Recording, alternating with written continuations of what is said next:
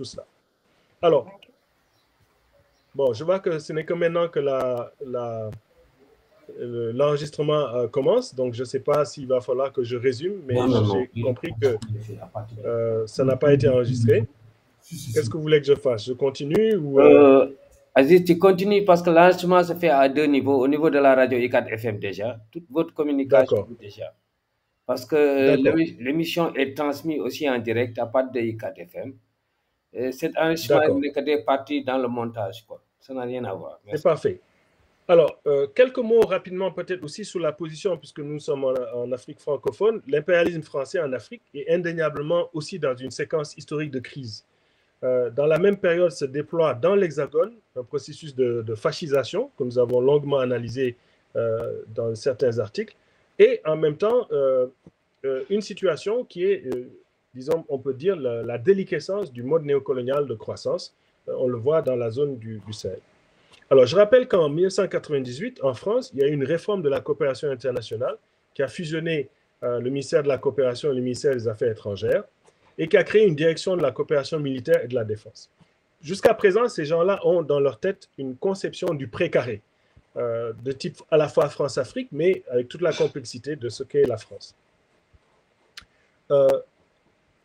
On note à la fois un travail de renégociation du rapport et de redéploiement de ces forces et une plus grande concertation et de coordination avec les partenaires de l'OTAN pour alléger ces tâches sur le terrain.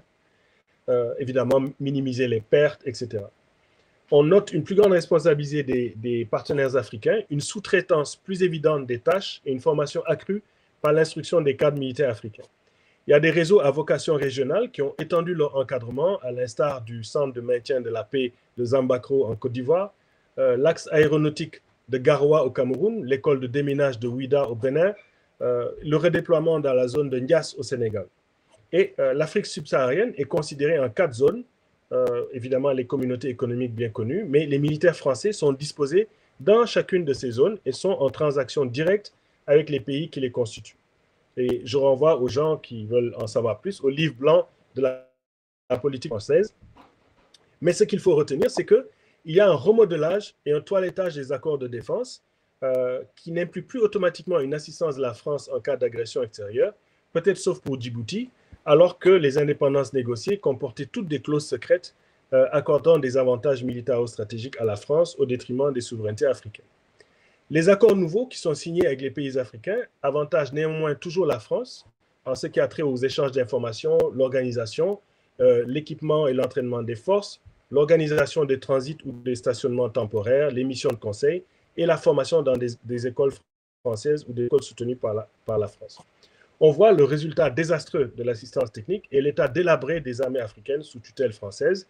À la rénovation de ces accords de défense avec ces obligés africains s'ajoutent les signatures d'accords de défense avec des pays qui n'en disposaient plus en dehors des agréments d'assistance et de coopération militaire et technique, comme le Mali et la Guinée. Et récemment, le Mali a rompu ce lien.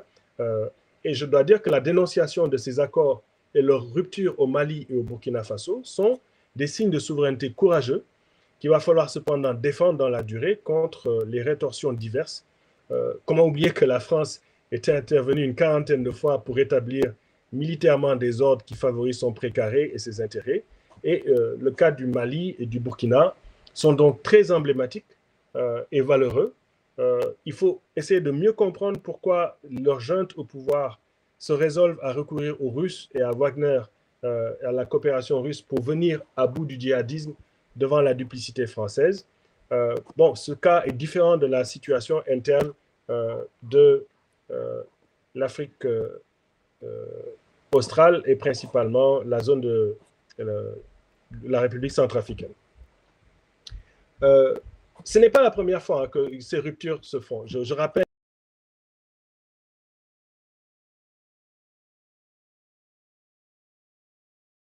Allô? Allô, allô? Allô? Aziz, il y a une coupure, hein? Allô? Bon, alors, je crois que Aziz n'avait pas terminé. On va, je ne sais pas si Pape Demba nous entend? Pape Dembassi. Oui, je vous entends. Voilà, je disais donc que, en tentant de retrouver Aziz, nous saluons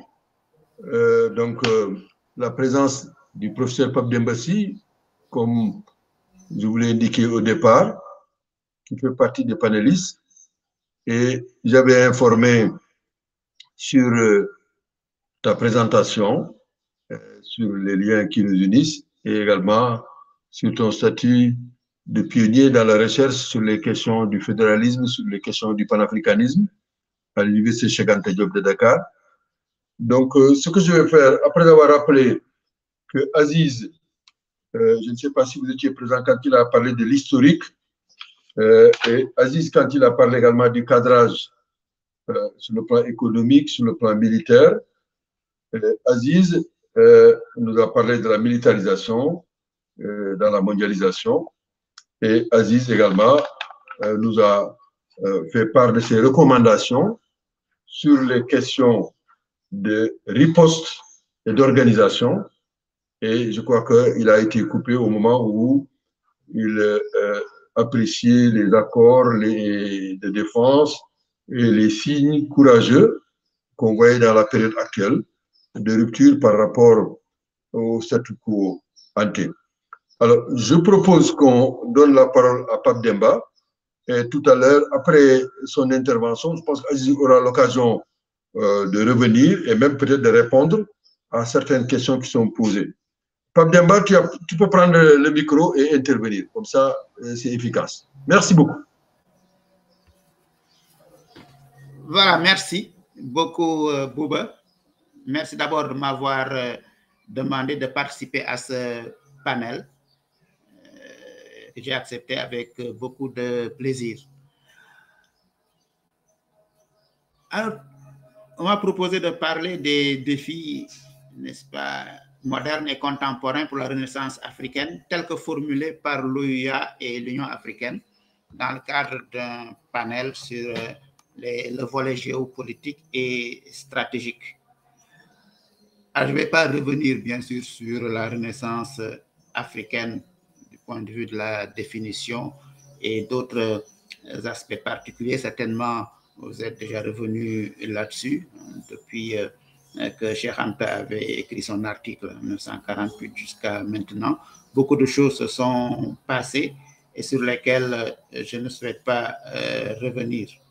Mais je dois dire que le thème de la Renaissance africaine n'était pas vraiment à l'ordre du jour à l'OUA. L'OUA était plutôt préoccupé par la libération de l'Afrique, le règlement des conflits, la stabilité des États, était porté sur la coopération, le respect de la souveraineté, le rejet de l'ingérence, etc. Si bien que tout ce qui touche l'unité africaine, tout ce qui touche un certain nombre de questions essentielles, en tout cas pour la première décennie, n'ont pas été vraiment abordés au niveau de l'OUA. Mais le thème lui-même de Renaissance africaine n'était pas vraiment un thème discuté au sein de l'OUA. Mais il faut dire que l'OUA a quand même eu à prendre un certain nombre de décisions qui entraient dans le cadre de la Renaissance africaine. Déjà en 1976, l'OUA avait adopté une charte culturelle, n'est-ce pas, qui a fait le bilan un peu de la situation culturelle de l'Afrique, qui a eu à critiquer, disons, la dépendance culturelle, la dépersonnalisation de l'homme africain, et qui surtout, entre autres, proposait l'utilisation des langues nationales et la restitution des biens culturels qui avaient été pillés et confisqués par les anciens colonisateurs. Du point de vue, sur le plan économique plus exactement, l'acte final de Lagos m'a semblé également un élément important qui allait dans le sens de la Renaissance, parce que cet acte final de Lagos, qui a bien sûr suivi, qui a été suivi par le plan d'action, et également précédé par la déclaration de Monrovia en 1980, proposait un développement auto-centré, auto-entretenu, dans le cadre de l'autosuffisance et le rejet de la dépendance économique, ce qui me semblait important. Mais comme vous le savez, ce plan d'action de Lagos n'a pas été appliqué. Il a été concurrencé rapidement par un autre plan venu de la Banque mondiale, le rapport Berg, qui a mis en place des ajustements structurels, mais c'est toujours, à mon avis, un document de référence important pour la Renaissance africaine. Il y a eu, bien sûr, par la suite, la création de la communauté économique africaine, le traité de Lagos en 1991. Mais c'est surtout, n'est-ce pas, avec l'Union africaine que le thème de la Renaissance africaine a été pris en compte. Déjà sous l'impulsion de l'Afrique du Sud avec Thabo Mbeki, déjà dans les années 1998, et d'autres chefs d'État, dont le président Abdoulaye Wade, qui a même érigé un monument dédié à la Renaissance africaine.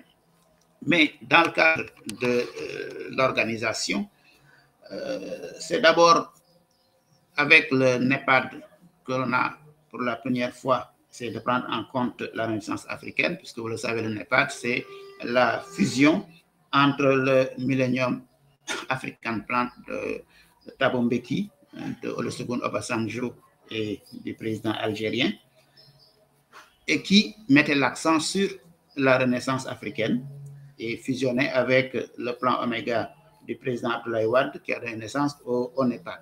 Déjà, à partir de ce moment-là, on commençait à parler de Renaissance africaine. Mais par la suite, dans le cadre de l'organisation, il y a eu la Charte africaine de la démocratie et de la gouvernance qui essaie de faire en sorte que les Africains puissent s'approprier les grands principes de la démocratie, qui était un élément important pour la Renaissance africaine. Mais aussi en 2005, la Charte de la Renaissance culturelle africaine, qui vient remplacer la Charte culturelle africaine de 1976. Mais à partir des années 2005 à 2010, j'y reviendrai, il y a eu, n'est-ce pas, tout un débat sur la création d'un gouvernement de l'Union au sein de l'Union africaine, ce qui n'a pas abouti. Mais en 2013, lors de la déclaration sur le cinquantenaire de l'organisation, l'accent a été mis aussi sur la Renaissance africaine. D'ailleurs, le premier point, le premier engagement des États, c'était l'identité africaine et la Renaissance. Et dans la même année, évidemment, les États également ont décidé de mettre en place un agenda 2063 qui a été adopté formellement 2 ans après. Et la deuxième aspiration de cet agenda 2063 disait un continent intégré, politiquement uni, basé sur les idéaux du panafricanisme, sur la vision de la renaissance de l'Afrique. Ce qui veut dire que la renaissance de l'Afrique avait été déjà prise en compte, ou était de plus en plus prise en compte dans le cadre de l'Union africaine. Mais si on regarde un peu les choses de plus près et qu'on essaie de prendre en compte de façon générale les aspects stratégiques, on se rend compte que dans la déclaration du cinquantenaire en 2013, il y a eu 8 engagements qui avaient été pris pour l'Afrique. Je disais tout à l'heure, le premier engagement, c'était l'identité africaine de la Renaissance, mais la lutte contre le colonialisme et le droit à l'autodétermination des peuples encore sous domination coloniale. Et il avait également prévu un agenda d'intégration, un agenda pour le développement économique et social, un agenda pour la paix et la sécurité, la gouvernance démocratique, la détermination du destin de l'Afrique et la place de l'Afrique dans le monde. Et ces engagements ont été plus ou moins pris en compte dans les différentes aspirations, les 7 aspirations que l'on retrouve à l'agenda 2063. D'abord, une Afrique prospère, fondée sur une croissance inclusive et un développement durable. Un continent intégré politiquement, je le disais tout à l'heure, uni, basé sur les idéaux du panafricanisme et sur la vision de la renaissance de l'Afrique. Une Afrique où règne la bonne gouvernance, la démocratie, le respect des droits de l'homme, la justice et l'état de droit. Une justice pacifique, une Afrique plutôt pacifique et sécurisée. Une Afrique dotée d'une identité, d'un patrimoine commun, de valeurs partagées et d'une éthique culturelle forte. Une Afrique où le développement est axé sur les populations et s'appuie notamment sur le potentiel des femmes et des jeunes. Une Afrique en tant qu'acteur, partenaire fort, uni et influent sur la scène internationale. Alors, c'est évidemment tout un programme et cet agenda 2063, vous le savez, prévoit, n'est-ce pas, une durée de réalisation de 50 ans. On peut se poser beaucoup de questions sur la pertinence ou le réalisme d'une planification de cette durée. Mais ce qui m'a surtout intéressé dans tout ça, c'est de voir au fond quels sont les défis auxquels l'Afrique va être confrontée avec cet agenda 2063. Alors les défis sont évidemment nombreux, je vais en citer quelques-uns et mettre l'accent sur 2 ou 3 défis. Alors le premier défi, c'est le défi de la paix et de la sécurité, j'ai noté. Ensuite, il y a le défi, bien sûr, de la démocratisation et du respect des droits de l'homme, le défi du développement économique et de la lutte contre la pauvreté, le défi environnemental, avec notamment le changement climatique, le défi démographique, n'est-ce pas? On dit que l'Afrique connaît une croissance démographique extrêmement importante et que c'est l'Afrique qui va avoir la population la plus jeune dans les prochaines années. Ensuite, il y a le défi, bien sûr, du financement. Comment financer tout cet agenda par les Africains et non pas par l'extérieur. Le défi de la recherche et de l'innovation technologique. Comment l'Afrique doit être, n'est-ce pas, au diapason de toutes les grandes découvertes, et notamment du contrôle de l'espace, avec les satellites, l'intelligence artificielle, etc. Évidemment, ça suppose une réorganisation de l'enseignement, de la recherche, de la formation.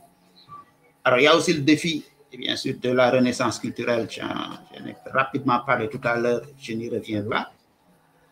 Enfin, la place de l'Afrique dans le monde et surtout le défi de l'unité de l'Afrique. Alors, vous voyez, les défis sont nombreux et lorsqu'on lit l'agenda 203, lorsqu'on lit la suite et aussi même le bilan qui a été fait des 10 premières années, on se rend compte qu'on est très loin en réalité de la réalisation des objectifs qui ont été dégagés, du fait bien sûr de ces nombreux défis. Alors, rapidement, parler de 3 défis puisque je n'ai que 20 minutes. Alors, le premier, c'est le défi, bien sûr, de la paix et de la sécurité. Mais Pape Demba, ne sois pas stressé, puisque comme Gadio n'a pas fait signe, Aziz et toi, on vous donnera plus, il n'y a pas de problème. D'accord, très bien. Voilà, prends ton temps, il n'y a pas de problème. D'accord, voilà. Très bien. Je note et je salue Aziz, certainement, qui va revenir tout à l'heure. Alors, je disais que le premier défi, c'est le défi de la paix et de la sécurité. Vous savez, la paix et la sécurité, c'est essentiel pour tout développement et pour toute promotion dans une société déterminée. Cheikh Anta Diop lui-même disait que la sécurité précède le développement. C'est pourquoi déjà dès le départ, au niveau de l'OUA, on avait mis en place une commission de médiation, de conciliation, d'arbitrage qui n'a jamais fonctionné, mais qui concernait surtout les conflits entre États. Puis il y a eu le mécanisme de prévention, de gestion et de règlement des conflits à partir des années 1990, qui concernait surtout les conflits internes qui n'étaient pas pris en compte et qui a fonctionné jusqu'à la création de l'Union africaine. Et l'Union africaine a mis en place une architecture de paix et de sécurité, avec notamment un système d'alerte précoce, des forces africaines en attente et un fonds de la paix. Ça devrait être intéressant d'avoir des spécialistes de la sécurité pour discuter un peu de tout cela. Mais dans l'agenda 2063, il est prévu de faire taire les armes d'ici 2020. Je me suis dit, évidemment, c'était très ambitieux, n'est-ce pas, de la part des rédacteurs de cet agenda 2063. On est déjà en 2023 et les armes sont toujours là. Et je crois que dans le bilan, on est en train de revoir un peu tout cela. Alors, ce défi, tant qu'il n'est pas réglé définitivement, il me semble que l'Afrique aura des difficultés à se développer, mais surtout à mettre en œuvre cet agenda 2063 qui, d'ailleurs, soulève beaucoup de problèmes. Il y a ensuite un défi important, c'est le défi, disons, développement économique, la lutte contre la pauvreté. Vous savez, dans l'agenda 2063, les États africains ont décidé d'éradiquer la pauvreté d'ici 2025. Là aussi, un objectif très ambitieux, évidemment, qui ne sera pas atteint puisqu'on n'a pas mis tous les ingrédients nécessaires, puisque, de façon générale, le financement qui devait être mis en œuvre ne l'a pas été. Les Africains n'ont pas mis en place tout le financement. Là aussi, il aurait été intéressant de faire des études approfondies sur la question, si bien que tout le programme économique, n'est-ce pas, depuis le NEPAD jusqu'à maintenant, et pour l'agenda 2063, basé essentiellement sur la volonté d'industrialiser l'Afrique, de moderniser l'agriculture et d'utiliser au mieux les ressources naturelles, cela ne me semble pas vraiment aller dans le bon sens, en raison de la faiblesse, bien sûr, des ressources financières, mais aussi, de façon générale, des autres ressources et moyens. Donc, c'est pourquoi je ne veux pas insister, mais ce défi du développement risque, n'est-ce pas, de ne pas être relevé à cause, comme je l'ai dit, tout simplement, de l'instabilité de l'Afrique. Vous le savez, je ne reviens pas sur tous ces éléments-là, le terrorisme, circulation des armes, la criminalité, etc. et autres, mais aussi du fait du manque de financement et du manque d'implication des forces vives des sociétés africaines dans ce cadre-là.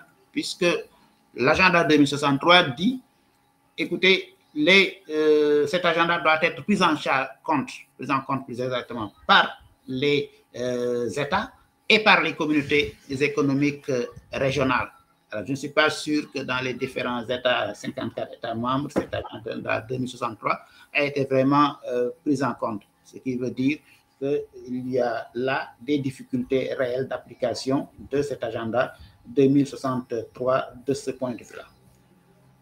Alors, il y a un autre défi sur lequel je voulais dire quelques mots, c'est le défi, disons, géopolitique, c'est-à-dire la place un peu de l'Afrique dans le monde. La place de l'Afrique dans le monde, parce que depuis un certain temps, on se rend compte que l'Afrique était marginalisée, l'Afrique était mise vraiment de côté, parler d'afro-pessimisme. Il est vrai que ces derniers temps, il y a un changement important qui est en train de se faire et de se manifester. Et pour cela, il faut bien sûr que les différents pays africains puissent prendre, en tout cas prendre conscience de l'importance de la situation et notamment la place que l'Afrique devrait avoir dans le monde. C'est pourquoi, dans l'agenda, on considère que l'Afrique doit se recentrer, n'est-ce pas, sur elle-même, faire en sorte que les ressources naturelles qui appartiennent aux Africains profitent aux populations, hein, que l'Afrique devrait pouvoir, n'est-ce pas, parler d'une seule voix, mais surtout intervenir dans la gouvernance mondiale.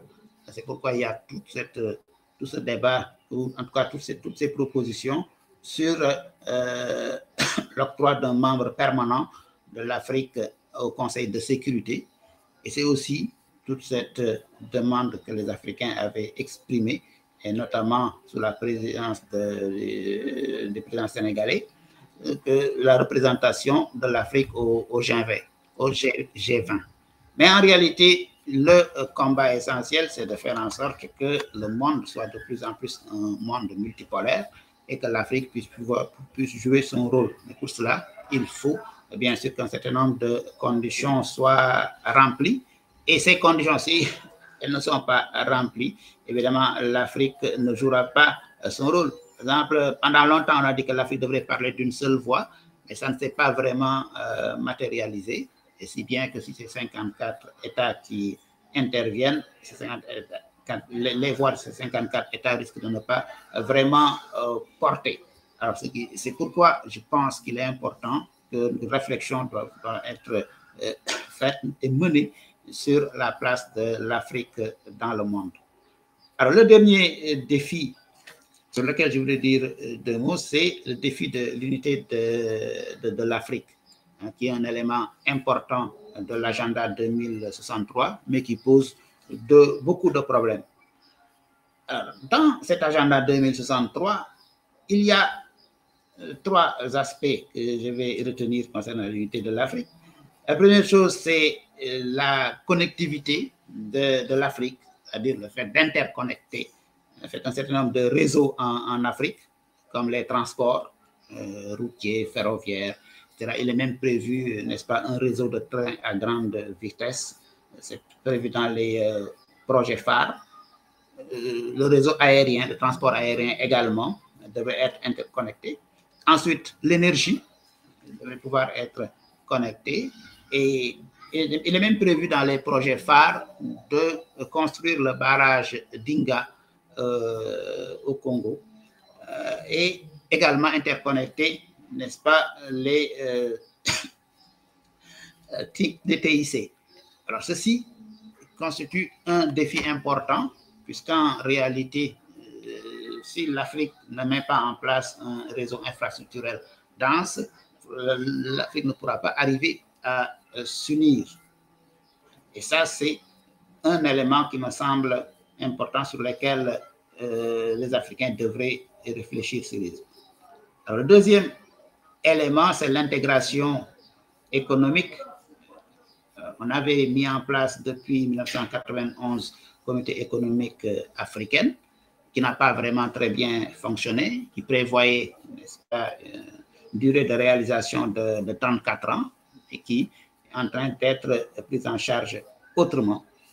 Certains aspects, n'est-ce pas, politiques, comme la création du Parlement, ou judiciaire, comme la création de la Cour de justice, ont déjà été pris en compte dans l'acte constitutif de l'Union africaine.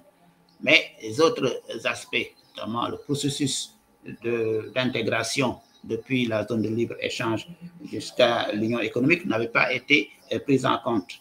Alors, c'est pourquoi, dans l'agenda 2063, on a prévu la création d'une zone économique continentale, la ZLECAf. Le traité a déjà été signé et actuellement, on essaie de voir comment y aller. Mais la ZLECAf, il devrait y avoir aussi une discussion sérieuse et j'aurais aimé vraiment que des économistes africains progressistes puissent vraiment discuter de cette question, parce que de toute façon, c'est l'intégration par les marchés et ça va dans le sens du libéralisme, du néolibéralisme. Est-ce que c'est cela qui est bon pour notre pays? Je doute de cela. Mais l'intégration suppose aussi d'autres aspects, notamment la libre circulation des personnes et des biens. Il y a un protocole qui a été adopté en 2018 sur la liberté de circulation des personnes, qui est un protocole annexé au traité de la Communauté économique africaine, et un passeport africain également prévu. Il faut dire que ce protocole n'est pas encore entré en vigueur. Il y a une lenteur extrême des États à signer et à ratifier ce protocole en question, ce qui pose là un problème de volonté politique. Il y a enfin l'unité politique de l'Afrique, qui est aussi un élément. Dans l'agenda 2063, on veut une Afrique politiquement unie, comme on le dit dans l'aspiration numéro 2. Mais il faut dire que si au niveau de l'OUA, la question de l'unité africaine n'a pas pu être réglée à cause de ce que je disais tout à l'heure, l'OUA avait d'autres préoccupations. Au niveau de l'Union africaine, dès le départ, avec, disons, sous l'impulsion de certains chefs d'État, comme colonel Kadhafi, comme le président Abdoulaye Wade et d'autres, on a engagé un processus de mise en place des États-Unis d'Afrique avec comme, disons, étape la création d'un gouvernement de l'Union. Il y a eu beaucoup de travaux qui ont été menés, le plan a été déterminé, les compétences, les institutions, tout cela, et même là, on avait prévu la durée en fait de mise en place de ce gouvernement de l'Union. Et le président du Nigeria, qui était un peu le maître d'œuvre, disait qu'en 9 ans, on aurait pu le faire. Il le disait en 2008-2009, ce qui faisait qui voulait dire qu'en 2018, on devrait y arriver. Mais ce qui s'est passé, c'est que lorsque le président Ouad qui a quitté le pouvoir, et que le président Kadhafi a été chassé du pouvoir puis assassiné, évidemment, on ne parle plus de gouvernement de l'Union. Alors qu'on a organisé en 2007 une grande réunion à Accra, n'est-ce pas, sur cette question. Mais finalement, les États africains ont adopté ce qu'ils appellent l'autorité de l'Union, parce qu'il faut dire que un certain nombre d'États, notamment de l'Afrique australe, étaient hostiles à la notion de gouvernement et préféraient l'expression, ou en tout cas le vocable autorité. Finalement, cette autorité également est restée lettre morte. Et avec l'agenda 2063, on est passé à autre chose. Dans l'agenda 2063, on prévoit l'unité de l'Afrique, comme on dit, sous sa forme fédérale ou confédérale. Et dans la programmation, il dit que d'ici 2030, on va aller à un consensus, n'est-ce pas, sur les orientations, les institutions, et qu'on mettrait en place les institutions en 2045. Ce qui veut dire qu'on est en train de faire une fuite en avant, qui concerne cette question de l'unité de l'Afrique. Or, il me semble, et c'est une opinion personnelle, que si cette unité de l'Afrique n'est pas réalisée, il est vain en réalité d'arriver à un développement de l'Afrique, à une promotion, notamment des hommes et des femmes, d'ailleurs comme le veut l'agenda 2063 de l'Union africaine. Alors, en résumé, pour terminer, il me semble que l'agenda 2063 est arrivé. On peut discuter, n'est-ce pas, de son contenu. Il y a des aspects pratiques, pragmatiques et des aspects plus idéologiques. Mais c'est un plan de 50 ans pour 54 États, n'est-ce pas, avec toutes les diversités, n'est-ce pas, que l'on connaît. Et tout ceci pose un problème de réalisme. Est-ce que cet agenda 2063 est réaliste? Évidemment, ils ont décidé au niveau de l'organisation de séquencer. Il y a un plan décennal qui a été donc élaboré et qui est en train d'être actuellement évalué. Mais il faut dire que ce plan décennal n'a pas le constat global, c'est que les objectifs de départ qui avaient été annoncés pour les 10 années n'ont pas été respectés. Alors, ce qui veut dire qu'il y a déjà un retard et ça va se répercuter sur la suite. Là, l'autre chose, c'est de se demander est-ce que les États pourront avoir le financement nécessaire pour mettre en place tous les projets, n'est-ce pas, qui ont été retenus. Hein, et parmi ces projets, tout à l'heure, j'ai parlé du réseau intégré de trains à grande vitesse, mais également était prévu un marché unique du transport aérien, l'établissement d'un forum économique africain, la mise en place des institutions financières africaines, un réseau panafricain des services en ligne, une stratégie nationale africaine pour l'espace extra-atmosphérique, une université africaine virtuelle en ligne, le développement de la cybersécurité et également la création d'un grand musée africain. Alors tout cela, évidemment, n'a pu être réalisé dans les délais et certainement va être répercuté pour la suite. Ce qui, évidemment, pose un certain nombre de problèmes sur, justement, encore une fois, cet agenda 2063 qui renvoie la question de l'unité à une trentaine d'années suite et qui prévoit un ensemble, n'est-ce pas, de projets extrêmement ambitieux et que les financements ne suivent pas, mais surtout la volonté et l'engagement des États africains et des communautés économiques régionales ne suivent pas. Voilà pourquoi je me suis posé des questions sur ce projet, n'est-ce pas, cet agenda de façon générale 2063, en me disant, au fond, est-ce qu'il ne faudrait pas que, au niveau des chercheurs intellectuels africains, etc., que l'on réfléchisse de plus en plus sur cette question pour pouvoir, n'est-ce pas, constituer une force de proposition pour que un projet de l'Afrique puisse vraiment profiter aux Africains, aux hommes, aux femmes et aux jeunes, puisse être véritablement pris en compte. Voilà, Bouba, ce que je voulais dire très rapidement. Je vous remercie. Merci, Pape Demba, vraiment pour cette contribution remarquable aussi, qui est revenue sur l'historique, sur le passage, effectivement, depuis l'OIA jusqu'à l'Union africaine.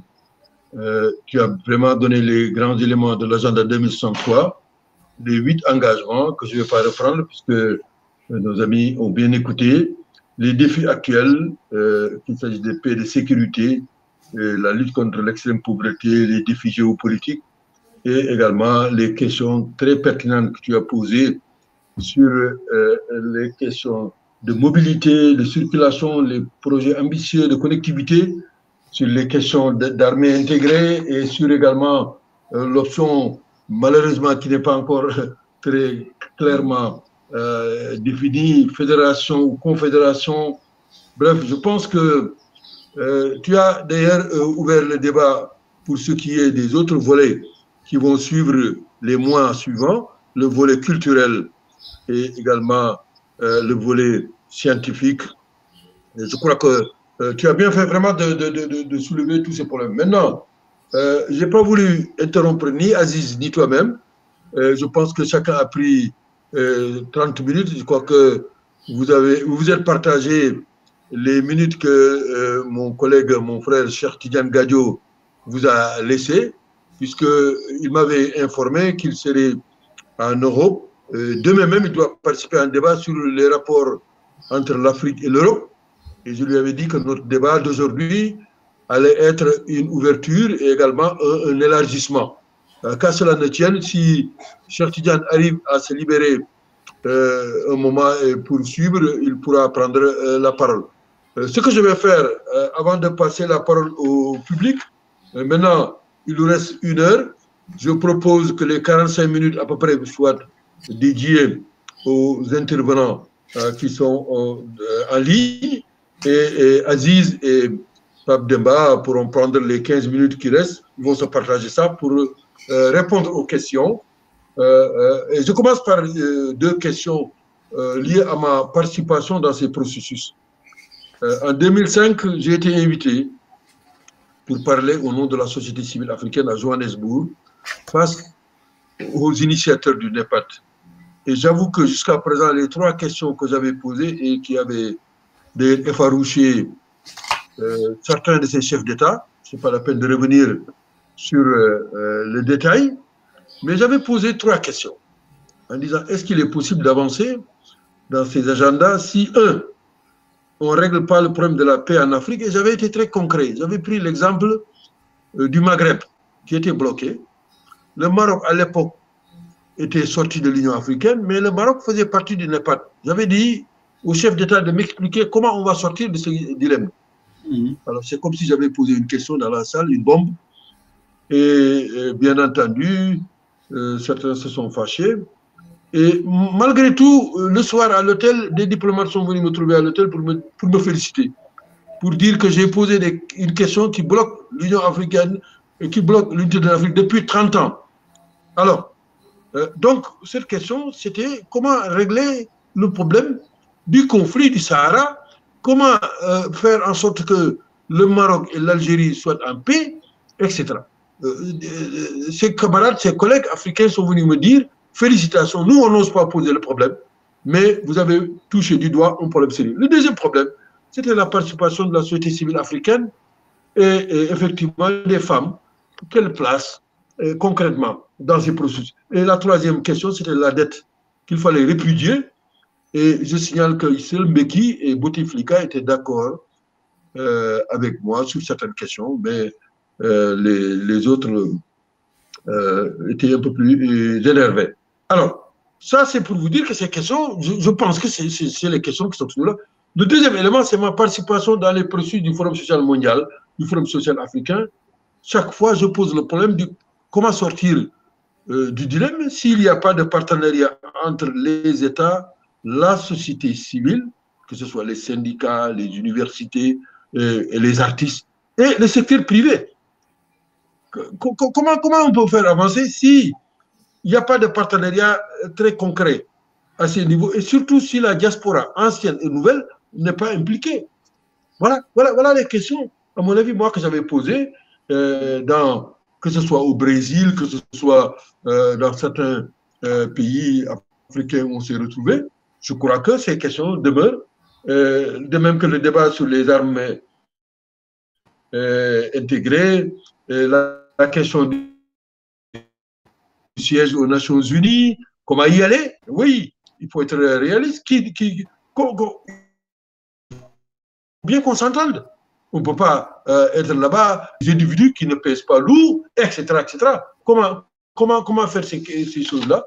Je crois que ces questions-là sont toujours posées. Maintenant, pour ce qui est des débats, je propose que notre ami Jules me donne la liste des personnes qui veulent intervenir, des camarades, mais Antanda Fatso, qui est la marraine, va prendre la parole, et après l'intervention de Fatso, Jules va me donner le nom des autres.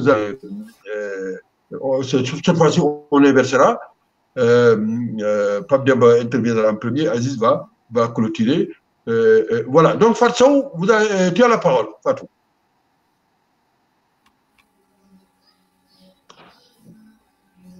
Son micro, là. Fatso, le micro n'est pas ouvert. Fatso, Jules, tu lui envoies un message pour qu'elle ouvre son micro. Fatou. Fatou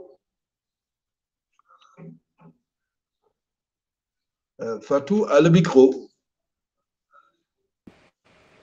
Fatou. Le micro est toujours fermé, hein? Oui. Elle ne se rend pas compte que son micro est fermé. En bas, dans la barre de... Voilà. Dans la barre. Fatou, tu nous entends? Dans la barre, en bas.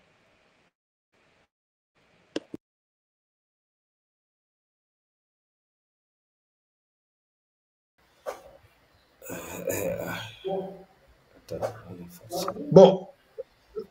Fatou?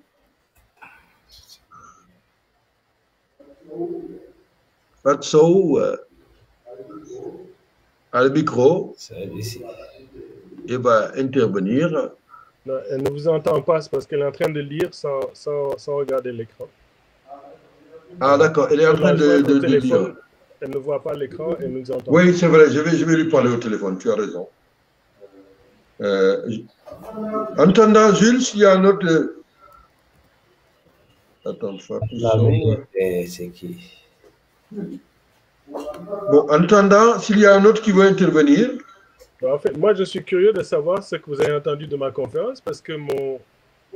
Bon, on a entendu, comme je t'ai dit, Aziz, jusqu'au moment où tu parlais, tu as parlé de la capitulation de l'Union africaine pathétique, des bases militaires. Tu as parlé de l'intervention d'Israël, de la Turquie. Et tu as fait une recommandation forte que j'ai rappelée, la riposte et l'organisation. Tu as parlé des matières premières. On a bien entendu ce que tu as dit à propos des accords de défense, des signes courageux en parlant de ce qui se passe au niveau du Sahel, du Mali, etc. Voilà, je ne sais pas si tu te retrouves, mais en tout cas, on a entendu tout cela. C'est un moment... Voilà, partout tu peux l'appeler. Aziz, je ne sais pas si tu avais oublié quelque chose. Mais voilà les éléments. J'ai parlé dans le vide pendant 7 minutes. Voilà, mais tu peux reprendre ces 7 minutes. Tu peux conclure, comme ça, Fatou et ceux qui vont intégrer ta conclusion. Voilà Aziz. Fatou répond là, elle est en train de répondre.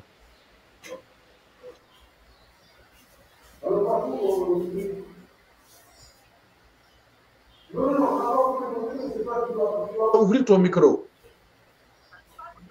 Ah bon, mais Gilles. Juste sur l'écran, dis-lui juste de... Vérifie. Je ne l'ai pas coupé. C'est toi qui as coupé. Non, non, je ne l'ai pas coupé. Et puis elle m'a... C'est à elle, c'est à elle. Allô? Dis-lui Allô? juste de Madame Diagne. Dis-lui je juste suis de le décocher technicien sur l'écran. du truc. Donc, je suis en train de voir comment...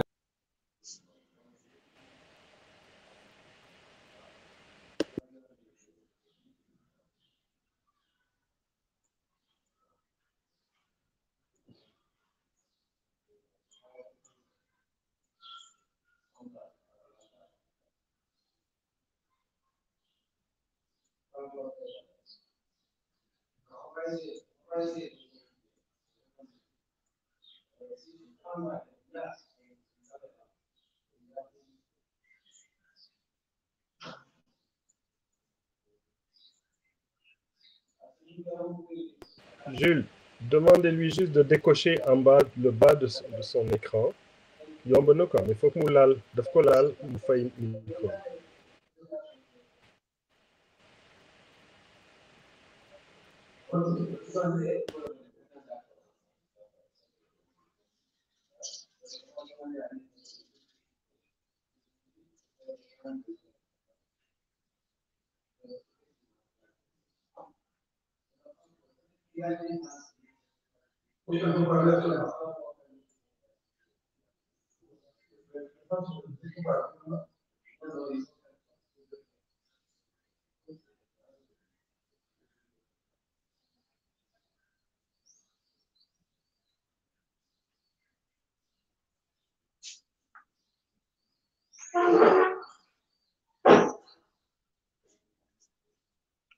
Allô, allô? Allô, Fatou, ça va bien?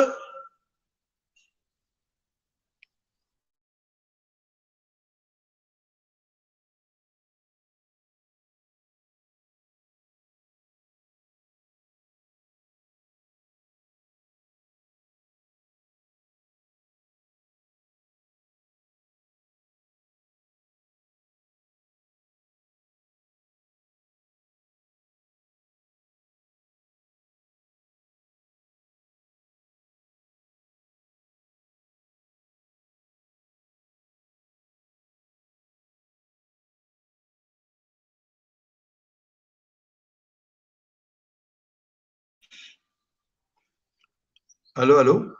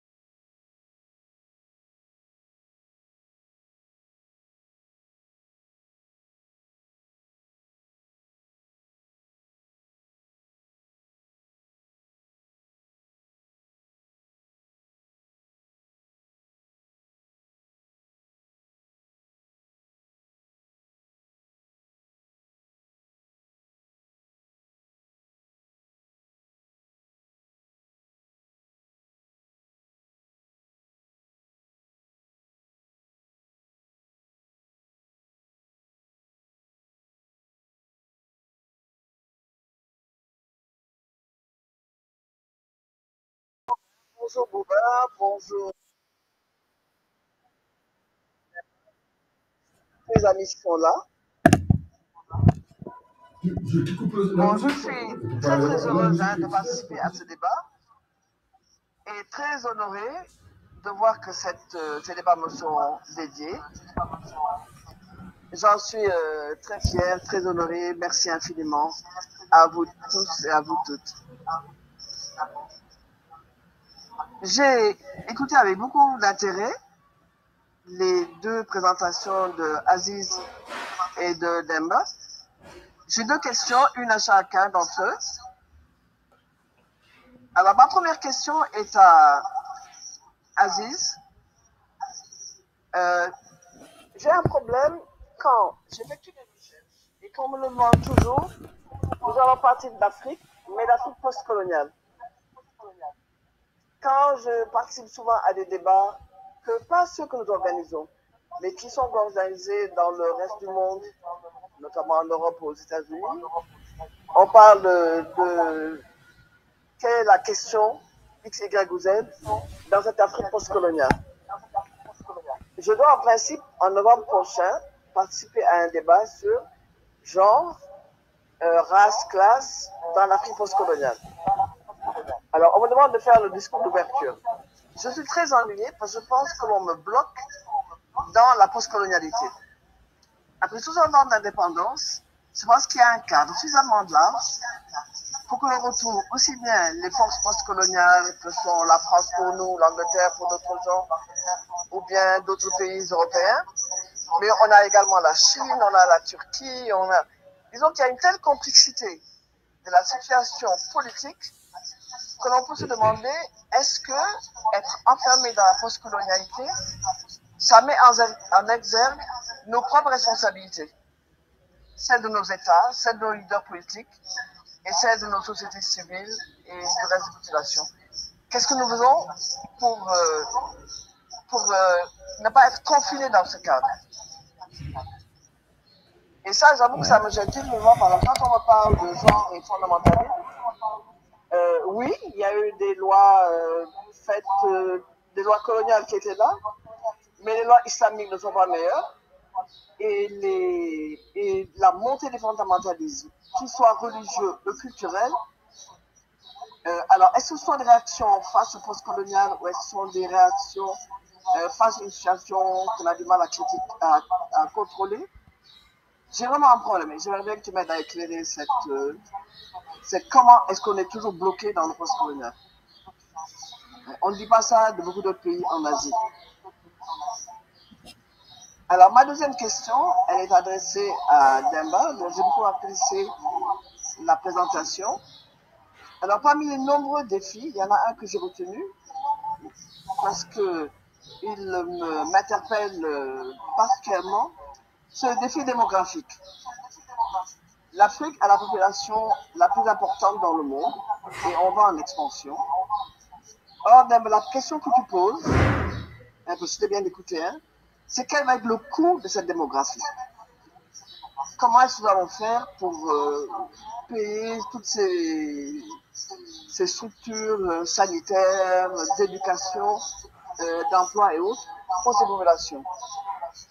Mais il me semble qu'il y a un coût qui est tout aussi important, je n'ose pas dire le plus important, mais qui est tout aussi important, c'est le coût que les femmes payent pour cette fécondité surabondante, entre guillemets. Les femmes qui font tous ces enfants et une population qui est très très largement une population jeune, ce sont des femmes qui les mettent au monde, au prix de leur corps, au prix de leur santé, au prix de leur éducation, au prix de leur emploi, au prix de leur participation politique, parce que jusqu'à présent, c'est elles qui gèrent cette production démographique. Alors, est-ce qu'en Afrique, on ne va pas à un moment poser la question du coût démographique, surtout que ce coût démographique est toujours présenté comme une force.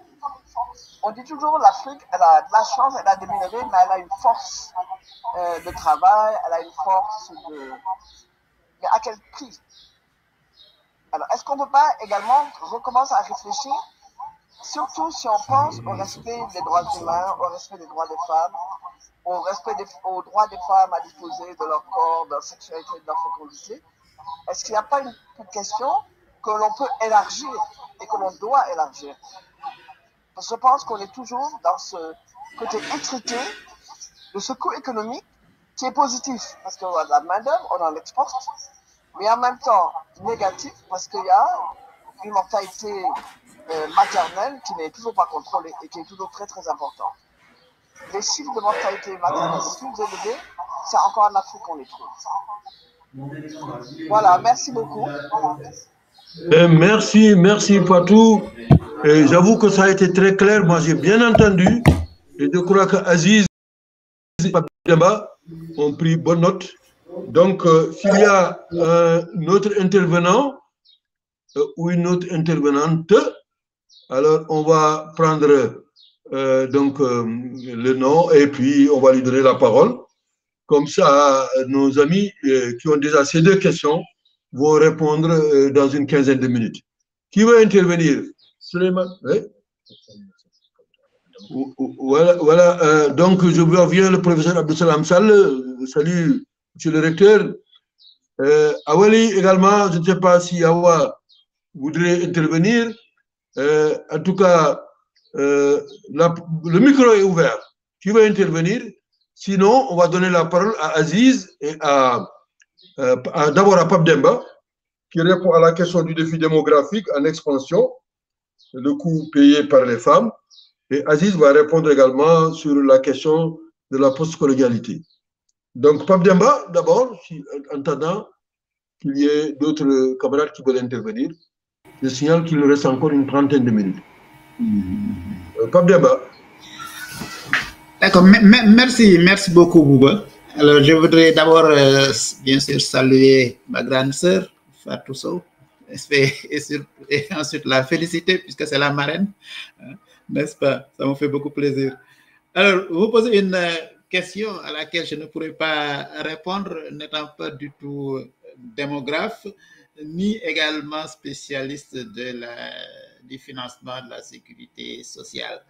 Alors, mais ce que je peux dire, c'est que dans l'agenda 2063, on met l'accent sur la place particulière que les femmes devraient avoir. Maintenant, je ne sais pas concrètement ce qui a été fait. Il y a bien sûr les accords qui ont été signés, les traités sur les droits des femmes et autres, mais du point de vue concret, je ne sais pas de façon très précise ce qui a été fait. Et pour cela, peut-être, il serait bon de lire le document qui a été produit 10 ans après, c'est-à-dire en 2023, n'est-ce pas, sur les 10 premières années de l'agenda 2063 pour voir de façon concrète qu'est-ce qui a été fait.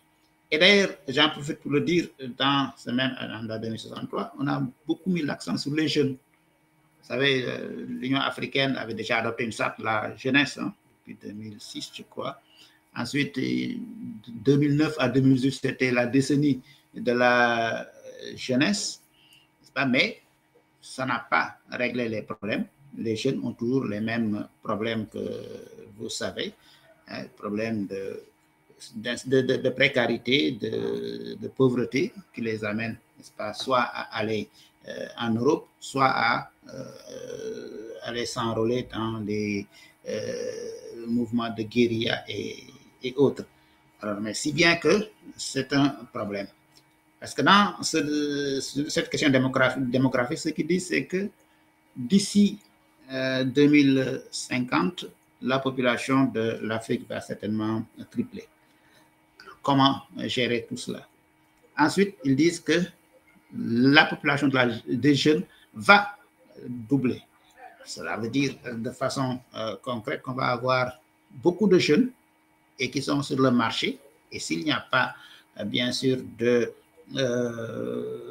dispositions prises, il est évident que c'est une véritable bombe sociale. Ça, c'est un problème. Maintenant, très concrètement, on pense que cette démographie devrait être quelque chose de positif qu'on aurait pu utiliser. Tout le monde dit qu'il faut utiliser les dividendes de la démographie. Mais pour cela, il faut bien sûr que, à mon avis personnel, que l'Afrique puisse s'organiser, puisse faire en sorte que les activités de production se développent, que les populations puissent trouver des emplois et que l'on puisse financer, de ce point de vue-là, tous les coûts qui pourraient découler, n'est-ce pas, de cette démographie galopante, notamment, comme vous l'avez dit, les coûts de santé, d'éducation. Et pour les femmes en particulier, c'est ce que j'ai essayé de dire en démarrant, il y a un programme spécial parce qu'on pense que dans le développement de l'Afrique, les femmes devraient jouer un rôle important. Et pour cela, il faut que cela soit évidemment pris en charge. Et je dois dire, et j'avoue que je n'ai pas vraiment tous les éléments, tous les détails, savoir quel est le programme spécial qui a été élaboré en direction des femmes. Et je crois que peut-être ça pourrait être une ouverture pour nous autres, n'est-ce pas, de réfléchir là-dessus et de faire des propositions concrètes. Tout à l'heure, vous avez parlé de la société civile dans ce cadre-là pour faire en sorte que ces questions qui sont sensibles, qui sont importantes, qu'on puisse les porter devant les autorités de l'Union africaine pour que ça puisse être pris en compte dans l'agenda 2063, en tout cas pour les prochaines phases à venir. Voilà, de façon générale, ce que je voulais dire. J'avoue que je n'ai pas totalement répondu à la question, parce qu'il y a des aspects qui m'échappent du point de vue, n'est-ce pas, de l'analyse de la démographie. Voilà, merci. Mais merci, Pape Demba. Je pense que tes réponses sont pertinentes et permettent également de préparer la prochaine séance sur les questions économiques et sociales sur lesquelles on va revenir. Aziz, tu peux intervenir et répondre à la question sur genre, classe, race. Voilà. Écoutez, moi, je rapidement répondre et peut-être compléter les éléments parce que je crois que c'est personnellement lié. Il y a en Occident un courant malthusien assez fort qui s'assure que notre progéniture ne soit pas abondante. Je sais que je ne souscris pas à ça et en même temps, je souscris au fait que les femmes doivent prendre le contrôle de leur corps, ce que nos cultures, nos traditions ont perdu et qu'il est démontré partout où des situations similaires existaient, ce qu'on qualifie d'une démographie galopante, et l'absence de sécurité sociale, l'absence de capacité des femmes de pouvoir compter sur leur propre force, d'être autonomes et avoir accès à une instruction et surtout à leur propre avortement. Et lorsque ces éléments-là ne sont pas créés dans les codes de la famille, lorsque les systèmes s'interposent, c'est très clair, s'il n'y a pas une sécurité sociale, les enfants constituent un peu la chance de pouvoir s'assurer à la vieillesse des parents. Et partout où justement on a réussi les conditions de développement, on voit le taux démographique se réduire. Donc en réalité, c'est la lutte contre la pauvreté, l'appropriation de nos ressources, un développement souverain qui va résoudre cette question et bien sûr le fait que les femmes émancipées et responsables de leurs propres conditions et participant au processus de décision et d'exécution qui vont pouvoir changer l'ordre des choses. Tout le reste n'est qu'illusoire et fait partie justement des chimères qui sont entretenues. Et dans cette chimère, il y a cette chimère de la colonialité.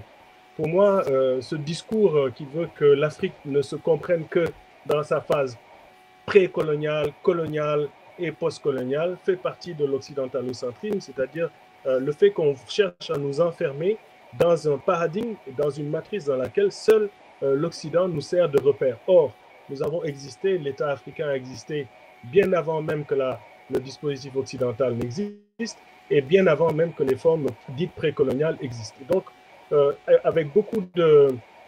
ça me permet de donner une leçon. Je crois que tu vas être exposé, comme beaucoup de gens, aussi à des gens qui se sont abreuvés dans le discours de la décolonialité en prenant sélectivement à Frantz Fanon, en prenant à Edouard Saïd, toute une grille de la décolonialité qui est très en vogue et qui vient surtout de personnes qui n'ont pas édifié et cultivé leur culture anti-impérialiste et néo-marxiste. Ce n'est pas pour leur jeter la pierre, mais il y a là-dedans une dimension eurocentrique qu'ils ne voient pas et que nous voyons, qui est qu'en réalité, on veut nous enfermer dans le discours de la post-colonie, bon, bien sûr, bien entretenu par les intellectuels africains de service, nous en avons au Sénégal, les Achille Mbembe, etc. Il y a tout un discours qui restreignent notre horizon. Or, ce que moi j'essaie d'expliquer, c'est qu'en réalité, une fois qu'on a décrypté ces formes de culturalisme, il faut les dépasser et comprendre que nous existons en dehors du simple paradigme colonial, mais aussi en dehors du simple paradigme arabo-islamique des 9 siècles derniers, et que ces modèles